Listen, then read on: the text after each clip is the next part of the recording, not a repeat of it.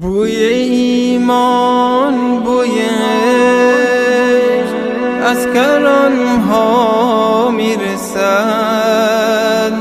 رحمتی بی انتها سوی جانها میرسد.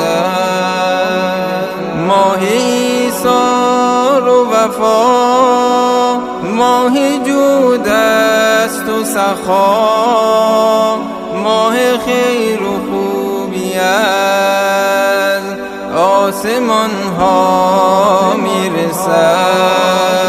تحفه بهر شما امتان مصطفی، از خدا زیباترین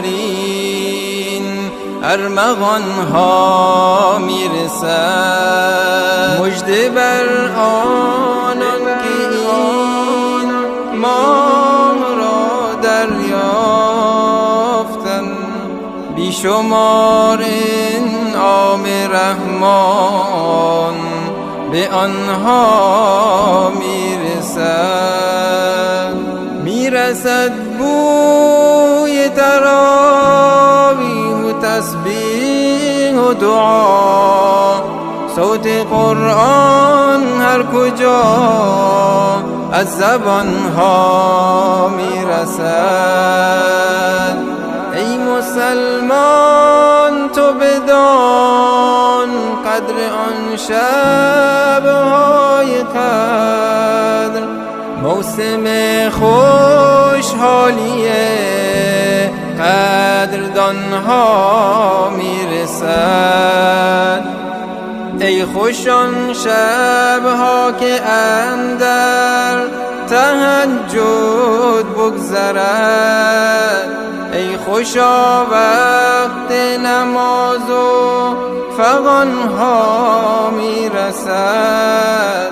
ای خوش آن ایام پرخیر روزه بودنت، کز پی آن مژده بوستانها میرسد. آمده تا از گناه قلب را صیقل دهد، آن جلای جسم و جان و روانها میرسد. بارش رحمت ز حق، بخشش جرم و خطا، توبه ها از دل ز پیر و جوانها میرسد. روزه شد همچون سپر در مصاف معصیت، موسم ایمن شدن از زیانها میرسد. موسم ایمن شدن از زیانها میرسد.